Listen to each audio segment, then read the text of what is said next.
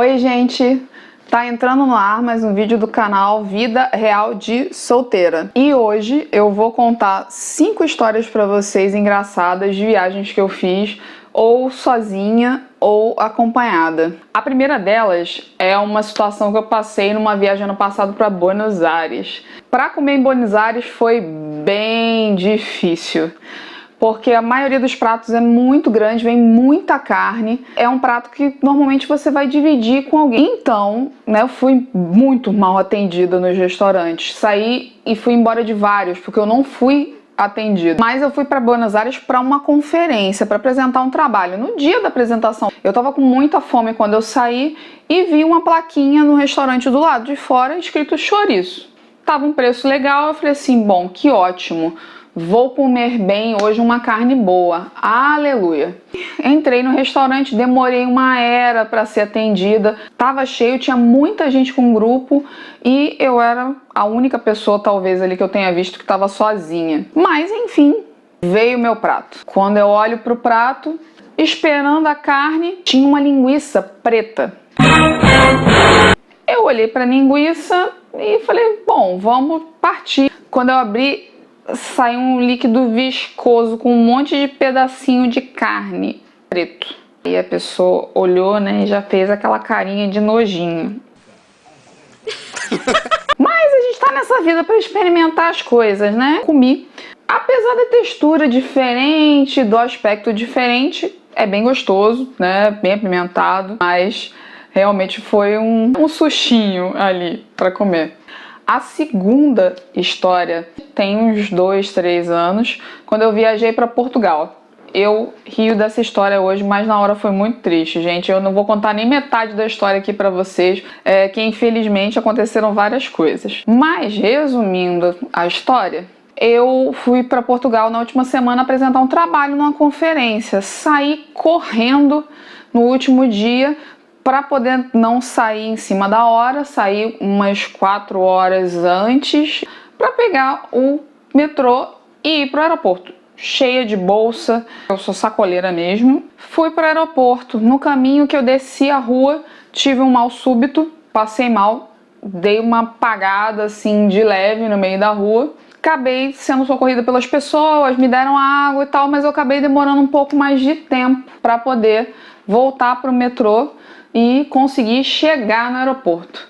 Cheguei no aeroporto faltando 1 hora, mas eu tava com o check-in feito, não me deixaram embarcar, eu voltei a passar mal no aeroporto e depois fiquei no aeroporto tentando resolver essa coisa de voltar, e eu com medo, porque na época tinha muitas mulheres que estavam um preconceito muito grande das mulheres que iam para fazer prostituição. Então meu irmão comprou uma passagem qualquer, barata, com milhagem, parcelada em 12 vezes para eu voltar logo para casa.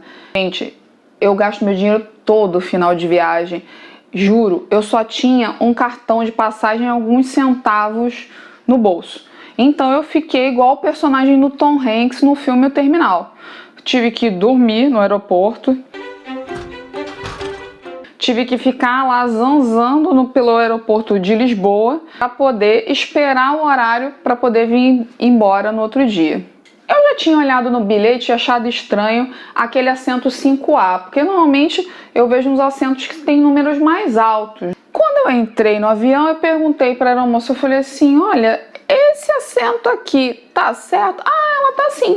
E me levou para a primeira classe. Eu sou rica! Eu não acreditei quando eu vi aquilo.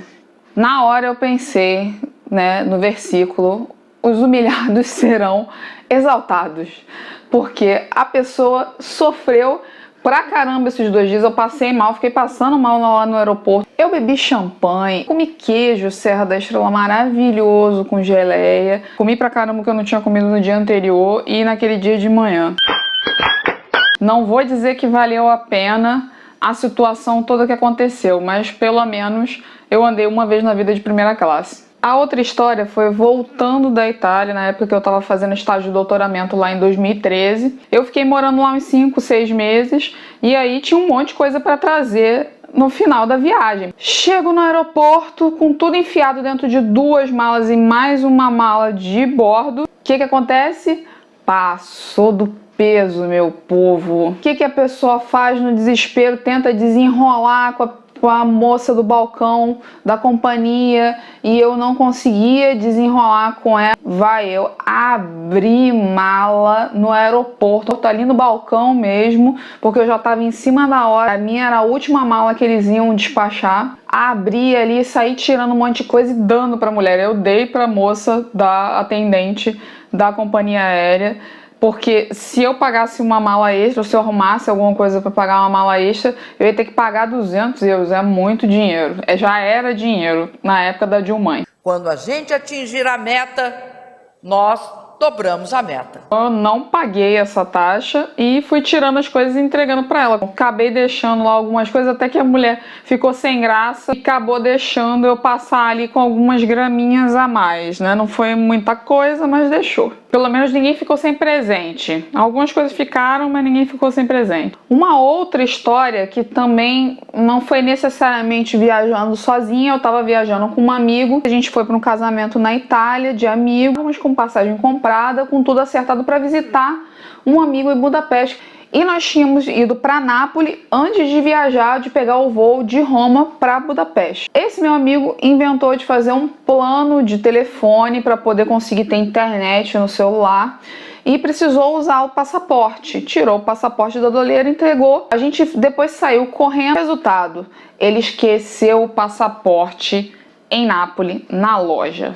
Ele no meio do caminho teve que descer e voltar. Você tá zoando, né? É trote? Nós perdemos o voo, voltamos para Roma. Eu voltei primeiro para Roma sozinha. Tive que arrumar um bed and breakfast muito rápido para poder ficar, né, esses 2 dias que a gente tinha previsto ali ficar em Budapeste. A gente acabou ficando em Roma. Não vimos o nosso amigo. Eu não vejo esse amigo desde então. Então, beijo enorme, Marcelo. Morrendo de saudade de você. E parabéns pela formatura. Se eu fosse começar a contar todas as histórias engraçadas que eu tinha aqui, esse vídeo nunca ia ter fim. Mas tem uma que também foi uma furada aí na volta. Eu e mais 2 amigos estamos voltando de um seminário no interior de São Paulo e a gente foi para Guarulhos para voltar para casa porque a gente tinha que trabalhar na segunda-feira, né, como todo bom trabalhador. O que aconteceu? A Webjet cancelou o voo e não avisou antes. Olha que legal. Nós chegamos no aeroporto de Guarulhos e não tinha voo. E nós não fomos direcionados para outro voo. Não tinha opção para a gente chegar no trabalho na segunda-feira. O que a gente fez? Ligou para uma amiga que mora em São José dos Campos, que é razoavelmente perto de Guarulhos.